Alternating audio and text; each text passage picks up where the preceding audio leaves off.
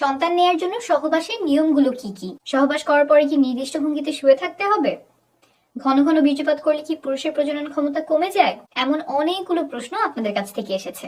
একদম হাতে কলমে দেখিয়ে দিচ্ছি। এটা হচ্ছে একজন নারীর কোমরের অংশের মডেল।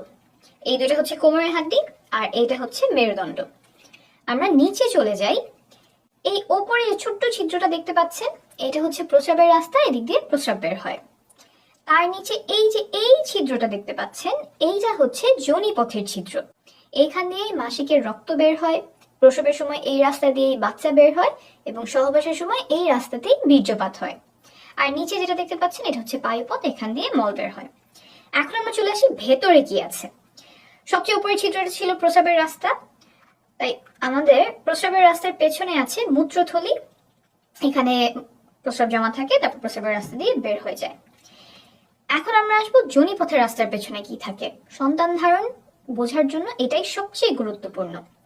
যোনিপথের পেছনে থাকে এই জিনিসটা, আস্তে আস্তে বোঝাই। এই যে দেখছেন ছিদ্রটা, এটাই হচ্ছে যোনিপথের ছিদ্র। এদিক দিয়ে রক্ত বের হয়, এদিক দিয়ে বীর্যপাত হয়, আবার এই রাস্তা দিয়েই বাচ্চা প্রসব হয়। তো এইখানে হচ্ছে আমাদের বীর্যপাতটা হয়। বীর্যপাত হওয়ার পরে শুক্রাণু এইখান থেকে চলে যায় জরায়ুতে। জরায়ুটা হচ্ছে এই জিনিসটা, এই যে এইটা হচ্ছে আমাদের জরায়ু। ভেতর থেকে কিরকম দেখা যায়, ভেতর থেকে এরকম দেখা যায়। আমি আরেকটা ভালো মডেলে এই যোনিপথ এবং জরায়ুটা দেখাচ্ছি। এই যে এটা একই, এই জায়গাটা, এইটা হচ্ছে আমাদের যোনিপথের ছিদ্র, এদিক দিয়ে মাসিকের রক্ত বের হবে। ভেতর থেকে যদি আসি তাহলে এই যে এইখানে আমার যোনিপথের ছিদ্র, এইটা হচ্ছে যোনিপথ, আর এই যে এইটা হচ্ছে আমাদের জরায়ু। সহবাসের সময় এই জায়গাটাতে বীর্যপাত হয়। এইখান থেকে শুক্রাণু জরায়ুর মুখ এই পর্যন্ত পৌঁছাতে লাগে মাত্র কয়েক সেকেন্ড। এখন অনেকে আমাকে প্রশ্ন করেন যে সহবাসের পরে কতক্ষণ চিত হয়ে শুয়ে থাকতে হবে, পা উঁচু করে কতক্ষণ রাখতে হবে, কোমরের নিচে কয়টা বালিশ দিতে হবে, বা শুনেছি অমুক অবস্থানে সহবাস করতে হবে কিন্তু ওই অবস্থানটা আমার কষ্টদায়ক হয়। এই যে যতগুলো কাজ বললাম, এই কাজগুলোর কোনোটা গর্ভধারণে বা সন্তান ধারণে উপকার করে এমন কোনো প্রমাণ নেই। তাই এগুলোতে যদি আপনার কষ্ট হয় তাহলে এগুলো করার কোনো প্রয়োজন নাই। আপনার যদি ভালো লাগে তাহলে করতেই পারেন।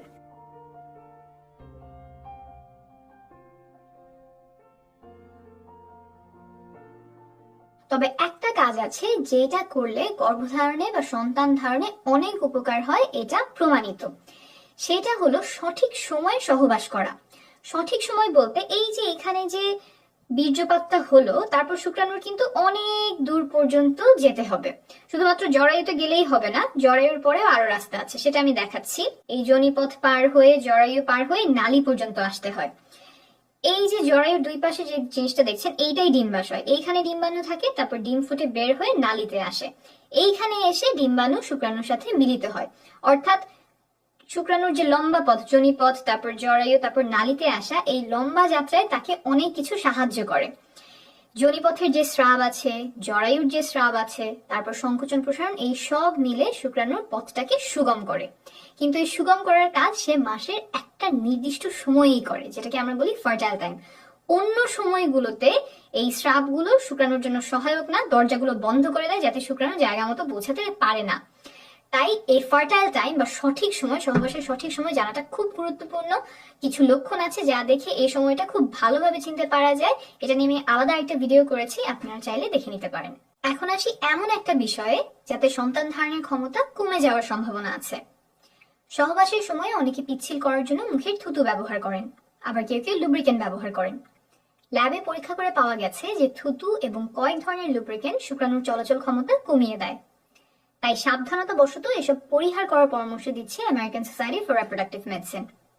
অর্থাৎ আপনি যদি থুতু ব্যবহার করেন সেটা আপাতত বন্ধ রাখলে ভালো হবে, আর যদি লুব্রিকেন্ট ব্যবহার করতে হয় তাহলে এই লেখাটা প্যাকেটের গায়ে দেখে কিনবেন। এসব ব্যবহার করলে যে গর্ভধারণের সম্ভাবনা বেড়ে যাবে তা কিন্তু নয়, বরং প্রয়োজন হলে ব্যবহার করতে পারেন।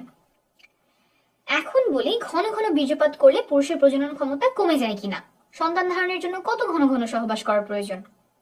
একটা গবেষণায় দেখা গেছে যে প্রতিদিন সহবাস করলে সফল হওয়ার সম্ভাবনা সবচেয়ে বেশি থাকে, 37%।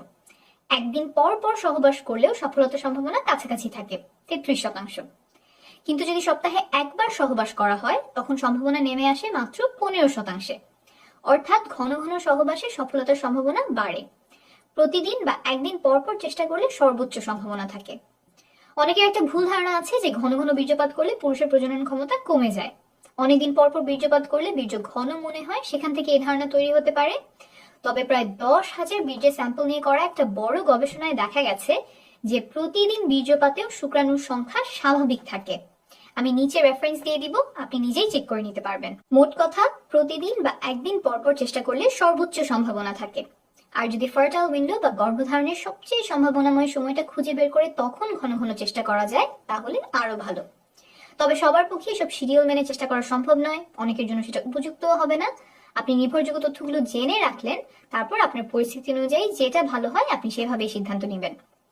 আপনি যখন বাচ্চা নেওয়ার চেষ্টা করছেন তখন মা ও শিশু সুস্বাস্থ্যের জন্য কিছু নিয়ম মানা আবশ্যক, যেমন ফলিক অ্যাসিড খাওয়া, যাতে করে বাচ্চার ব্রেন আর মেরুদণ্ডে জন্মগত ত্রুটি হওয়ার ঝুঁকি কমে যায়। এসব আমি আরেকটা ভিডিওতে সহজে বুঝিয়েছি, প্রয়োজন হলে সেই ভিডিওটি দেখে নেবেন। ভালো থাকবেন, সুস্থ থাকবেন।